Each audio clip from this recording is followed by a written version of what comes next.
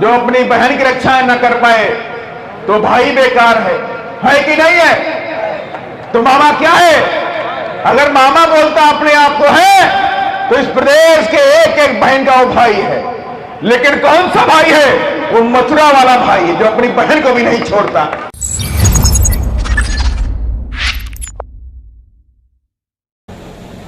और तमाम मेरे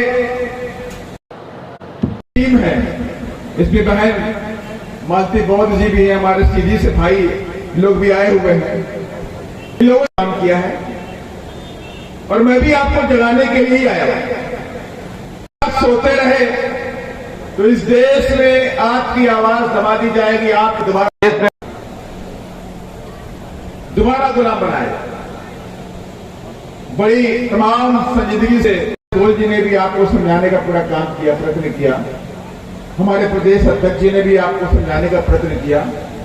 मैं आपसे इतना ही कहना चाहता हूं, आप बैठे हुए इसे कहते हैं कोल गड़ी, और कुछ साथियों ने मुझे एक स्मृति चिन्ह के रूप में उस कोल गड़ी का इतिहास देने का काम किया कि नहीं किया?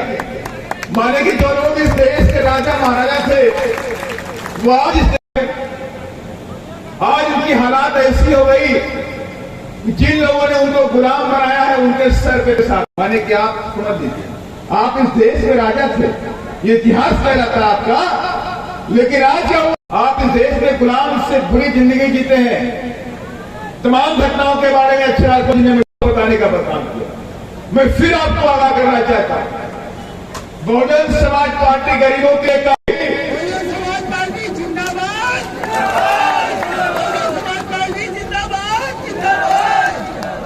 और इसके लिए चाहे भारतीय जनता पार्टी को पूरा, हमारा उद्देश्य साफ है, हमारा मकसद साफ है। और मैं खुला चैलेंज कि आदिवासी समाज के भाई बहन बैठे कि नहीं बैठे? यहाँ कोल समाज के कितने लोग बैठे हैं? कोल समाज से कितने मेरे भाई बहन बैठे हैं? तो इस 90% मेरे कोल आदिवासी भाई बहन बैठे हुए हैं।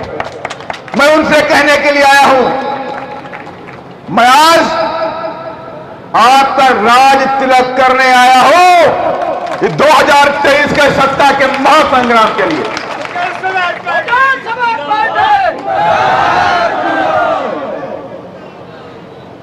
और आपका राज तिलक करके आपको हाथी पे बैठा के भोपाल और दिल्ली लेकर के जाने के लिए आया हुआ हूं। और दूसरी तरफ वो लोग हैं जो तुम्हारे सर पे पेशाब करते हैं, और एक तरफ बहुजन समाज पार्टी के कार्यकर्ता आपको जगाने में लगे हुए हैं कि आ जाओ, इस नीले झंडे को थाम लो, हाथी निशान को थाम लो। आप पर राज तिलक करते हैं और हाथी पे बैठ के दिल्ली जाओ। ये बहुजन समाज पार्टी से इसमें चाहती है।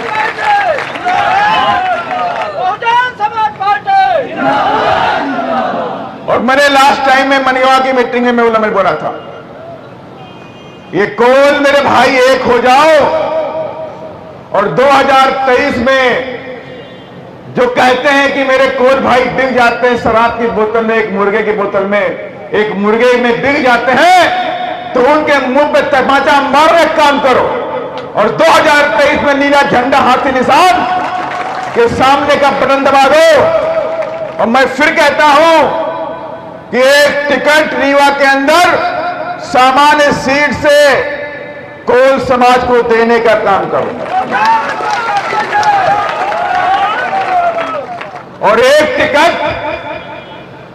सतना से भी मान्या भाई ने कहा है आदिवासी कोल समाज को सामान्य सीट से देने का काम करो। लेकिन सब कुछ डिपेंड करता है आपकी एकता के ऊपर। इससे पहले आप सभी लोगों ने एकता दिखाई है, और त्योथर से मेरी समझ से एक आदिवासी को आपने जीत करके भेजा है, त्योथर से ही। 2008 में कोई गरीब आदिवासी था, नाम ही गरीब था उसका। वो मन से भी गरीब निकला, दिल से भी गरीब निकला, वो मिशन से भी गरीब निकला। जो मिशन को धोखा दे करके जो लोग तुम्हारे सर पे पेशाब करते हैं उनके तलवे चाटने के लिए वहां चला गया। मैं सही कह रहा हूं, मैं कड़वी बात बोलता हूं क्योंकि मैं दिल से बोलता हूं, मेरे अंदर जख्म है तो जख्म से दिल से आहट निकलती है। मैं किसी के नल्ले चप्पू नहीं करता, ना मैं पढ़ के आता हूं, ना मैं तैयारी करके आता हूं। मैं सीधा बोलता हूं जो बोलना हो, क्योंकि दिल के अंदर जब दर्द होता है तो निकलता है। जब दिल में दर्द नहीं होता तो कुछ भी कर लो निकलने वाला। और इसीलिए मैं आप सबसे कहना चाहता हूं, बाबा साहब डॉक्टर भीमराव अंबेडकर ने हम सबको आजादी इस देश के अंदर दिलाने का काम किया। ये वो आजादी थी जो अंग्रेजों से हट करके थी। अंग्रेजों ने तो पूरे देश को आजाद किया, लेकिन हम लोग आजाद नहीं थे। हमें पानी पीने का आजादी नहीं था, अच्छा खाना खाने की आजादी नहीं थी, कपड़े पहनने की आजादी नहीं थी, शिक्षा लेने की आजादी नहीं थी, नौकरी करने की आजादी नहीं थी, मान सम्मान के साथ जीने की आजादी नहीं थी। तो ये आजादी किसने दिलाई? ये आजादी हम सब के महापुरुष बाबा साहब डॉक्टर भीमराव अंबेडकर ने हम सबको दिलाने का काम किया, और ये आजादी को अमर कर दिया। ये भी नहीं कि एक बार दिला दिया, अगली बार आपको नहीं मिलने वाली। कहा मेरे बच्चों, ये आजादी मैं तुमको दिला के जा रहा हूं जो तुम्हारे साथ साथ तुम्हारी आने वाली 100 पुश्तों के लिए मैं अमर करके जा रहा हूं। आजादी को काट नहीं सकता, ये तुम्हारा मान सम्मान कोई काट नहीं सकता, तुम्हारे अधिकार कोई काट नहीं सकता। लेकिन कब तक? जब तक तुम सारे एक हो तब तक।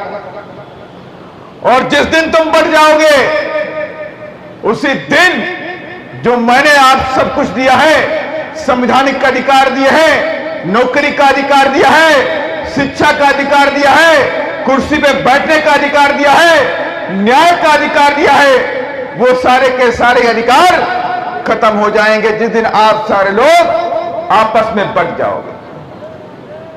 और हमारी एकता को तोड़ने के लिए, जो हमारी एकता है उसको तोड़ने के लिए तमाम बड़े बड़े प्रोफेशनल्स लगाए गए, भारतीय जनता पार्टी ने लगाए और कांग्रेस के लोगों ने लगाए। मैं चैलेंज करता हूं कांग्रेस और बीजेपी के लोगों से, अगर आप आदिवासी भाइयों से प्यार करते हो तो 47 सीटें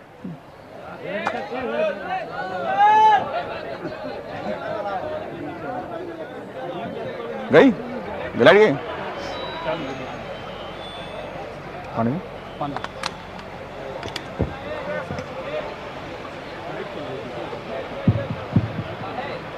डर तो लगता ही कांग्रेस बीजेपी वालों को, लाइट तो काटेंगे।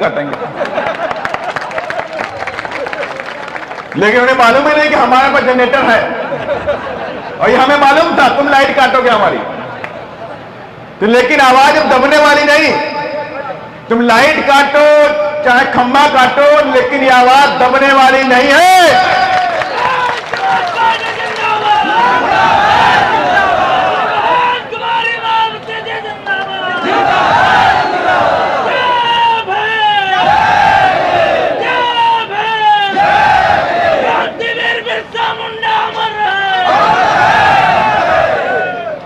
इसलिए मैं कहना चाहता हूं, मैं चैलेंज करता हूं भारतीय जनता पार्टी के नेताओं को और चैलेंज करता हूं कांग्रेस के लोगों को, अगर तुम्हारे अंदर जरा सी जमीर है तो जो कल घटना घटी है आप सबको मालूम हो गया होगा।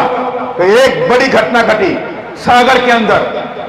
सागर में 2019 के अंदर एक बच्ची के साथ में छेड़छाड़ किया जाता है, उसे बेइज्जत किया जाता है, मुकदमा होता है और मुकदमा चलता है। परिवार के लोग डर के मारे गांव छोड़ के खुरई पहुंच जाते हैं। 2019 में मुकदमा दब गया, घर वालों को लगा कि बात पुरानी हो गई, हमें गांव की तरफ चलना चाहिए। परिवार वापस गांव में आता है। वो मंत्री जो भारतीय जनता पार्टी का मंत्री है, उसके गुर्गे उस परिवार पर दबाव बनाते हैं, समझौता कर लो। परिवार नहीं मानता है। क्या मिला? मामा जी बैठे हुए हैं। अभी हमारे भाई लोग बोल रहे थे कि मामा जी की सरकार है, जो अपनी बहन की रक्षा न कर पाए तो भाई बेकार है कि नहीं है? तो मामा क्या है? अगर मामा बोलता अपने आप को है तो इस प्रदेश के एक एक बहन का वो भाई है। लेकिन कौन सा भाई है? वो मथुरा वाला भाई है जो अपनी बहन को भी नहीं छोड़ता। तो ऐसे मथुरा वाले भाइयों से आपको आगाह रहना पड़ेगा।